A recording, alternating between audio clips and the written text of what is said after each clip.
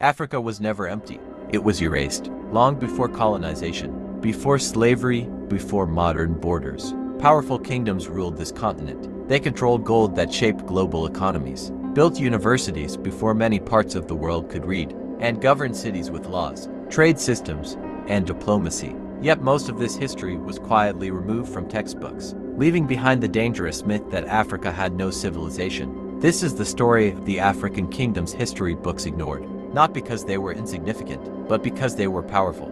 Many of us grew up learning a version of history where Africa appeared briefly at the beginning of humanity and then vanished until outsiders arrived. That disappearance was not accidental. For thousands of years, African societies governed themselves, defended borders, taxed trade, and negotiated with foreign powers across continents. They were not isolated or waiting to be discovered. They were deeply connected to the world. Ignoring this history is like erasing the foundation of a building and still expecting it to stand. Between the 6th and 13th centuries, the Empire of Ghana dominated West Africa. This was not accidental wealth. Ghana controlled the gold and salt trade, the two most valuable resources of the medieval world. Every caravan crossing its land paid tax. Trade routes were protected, laws were enforced, and stability attracted merchants from across deserts. Wealth flowed because systems existed. Yet today, Ghana is often reduced to a sentence in history books. When Mali rose, it expanded far beyond wealth.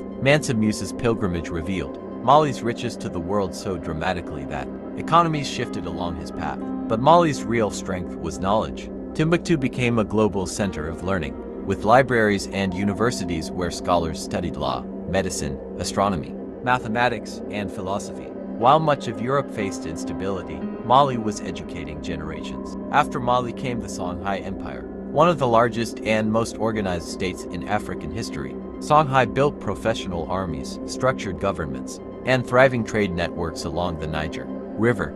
Cities like Gao and Timbuktu flourished as centers of commerce and administration. This was not chaos, it was governance. Still, Songhai rarely appears in mainstream history. In southern Africa, Great Zimbabwe rose between the 11th and 15th centuries. Its massive stone walls were built without mortar and still stand today. The city controlled trade routes linking inland Africa to the Indian Ocean.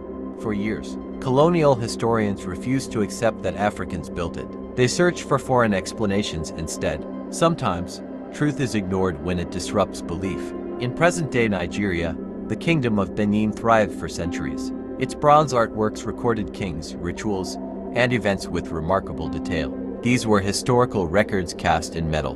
When Benin was invaded in the 19th century, thousands of these artworks were taken and scattered across the world. Their absence reflects the silence surrounding their story. The erasure of African kingdoms was deliberate. Colonial narratives needed Africa to appear backward and dependent. A continent with empires, scholars, and systems challenged that story. So history was edited. Silence became a tool of power. When history is incomplete, identity suffers. Generations grow up believing greatness came from elsewhere. Confidence shrinks, possibility narrows. History does not only explain the past, it shapes belief in the future. Today, scholars, historians, and communities are reclaiming Africa's past. Manuscripts are being restored.